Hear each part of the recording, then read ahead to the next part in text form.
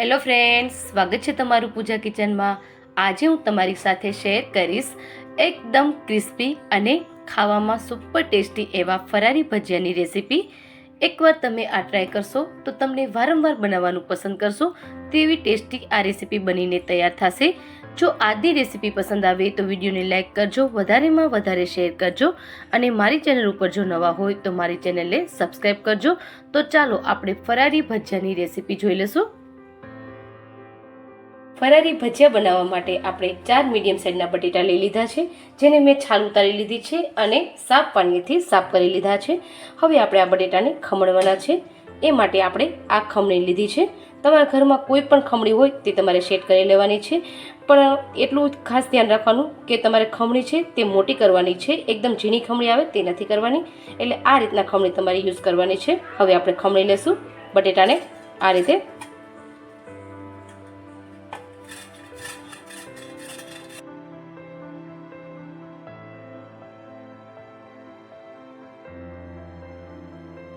જોઈ શકો છો કે બટેટાની ખમણી આપણે કરી લીધી છે અને આ રીતના તમારી મોટી સાઇઝમાં જે આવે છે તે ખમણી તમારે કરવાની છે।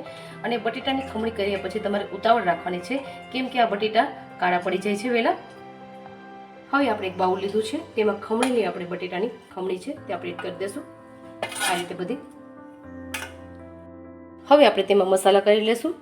1 ચમચી આદુની પેસ્ટ છે તે આપણે એડ કરી દઈશું અને 1 નંગ મરચું છે જેને મેં આ રીતના કટિંગ કરી લીધું છે તે આપણે એડ કરી દઈશું। તીખાશ તમારા પ્રમાણમાં તમારે વધારે કે ઓછી તમે કરી શકો છો। 1 ચમચી આપણે સફેદ તલ છે તે એડ કરી દઈશું। જો ઉપવાસમાં તમે તલ ન ખાતા હોય તો સ્કીપ પણ કરી શકો છો।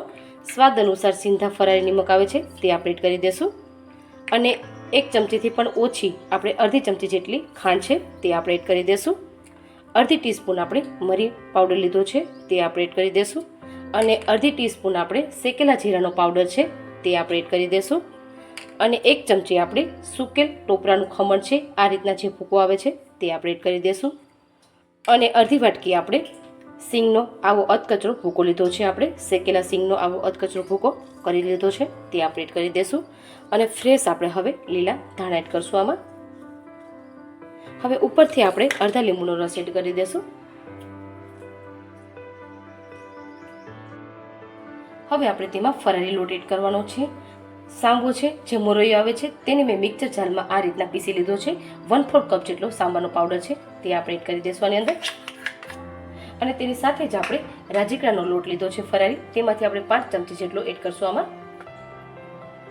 અને પાછું તમને એમ લાગે તો તમે પાછા એડ કરી શકો છો। હવે બધી વસ્તુ આપણે મિક્સ કરી લેશું। તમારા ઘરમાં કોઈ પણ ફરારી લોટ હોય તે તમે આમાં યુઝ કરી શકો છો। જોઈ શકો છો કે આ રીતના આપણે મિક્સ કરી લીધું છે અને પાછો મારે 1 ચમચી જેટલો રાજગરાનો લોટ જોયો તો ટોટલ આપણે 6 ચમચી એડ કર્યો છે અને 1/4 કપ જેટલી આપણે મોરૈયાનો પાવડર છે તે આમાં યુઝ કર્યો છે। હવે ફટાફટ આપણે ભજીયા બનાવશું। આમાં કોઈ પણ આકાર દેવાની જરૂર નથી, આ રીતના તમે ભજીયા પાડી શકો છો। જોઈ શકો છો કે ઓલરેડી આપણે તેલ ગરમ કરવા મૂકેલું જ હતું અને તેલ આપણું પરફેક્ટ ગરમ થઈ ગયું છે। તો હવે આપણે તેમાં ભજીયા પાડશું। આ રીતના કોઈ પણ શેપ તમે આપી શકો છો અને ગેસની ફ્લેમને મીડિયમ ટુ હાઈ પર તમારે રાખવાની છે, તે વાતનું તમારે ખાસ ધ્યાન રાખવાનું છે।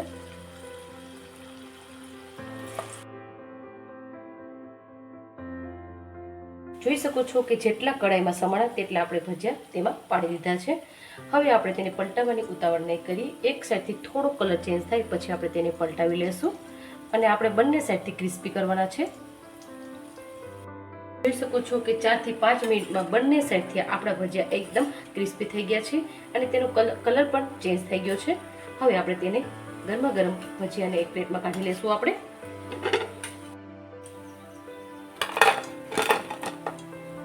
એવી જ રીતે આપણે બીજા ભજીયા પણ ઉતારી લેશું આ રીતે।